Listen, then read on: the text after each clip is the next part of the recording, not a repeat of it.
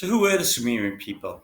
To help you understand this a little bit better, I'm going to link it to some things that you might know. I link it to ancient Rome, to ancient Greece, and to our book in English, Varjak Poor. So to help us understand who the Sumerian people are or were, let's think about the Romans. So the Romans, they controlled over a large amount of land in Italy, in Europe, and even further away. Well, the Sumerian people did the same thing. Their empire covered the area or the region of Mesopotamia. Now, you may know or remember that name because that's where Jalal's from.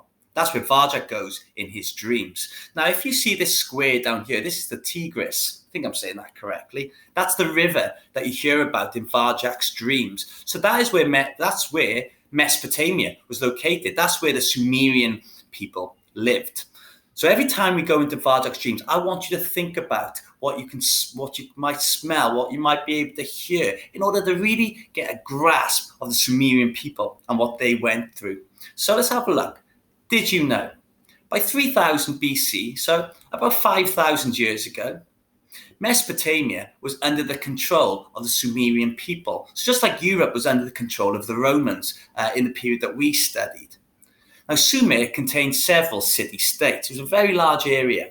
Now, some of these were Eridu, Nippur, Lagash, Uruk, Kish, and Ur. So if you think again within the Romans, or if you like, the ancient Greeks. So in ancient Greece, they also had lots of city-states like Sparta and Athens and so on. So what are city-states?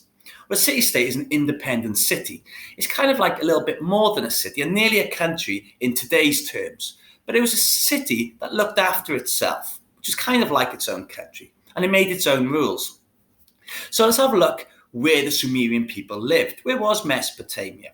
Well, this is a close-up map here. What you will see, some areas you might recognize, just over here is Egypt. So it's not that far away from Egypt. It's fairly near Africa, but it's not actually in Africa. So if you look at this world map up here, you can see this red dot.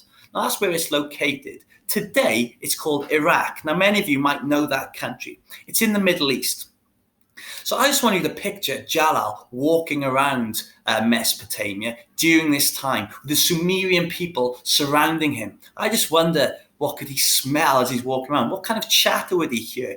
Because the Sumerian people, these were like the first major civilizations. These created languages, they created jobs, they created all kinds of things that we recognize today that they didn't have before these people. It's such an important civilization for us to learn about so that we can understand everything that has come since then. Now, I only wish we could talk to Jalal and ask him a little bit more about this. Maybe one day we can. But these are the Sumerian people. Now, you're going to learn more about these as the lesson continues. I hope you enjoy.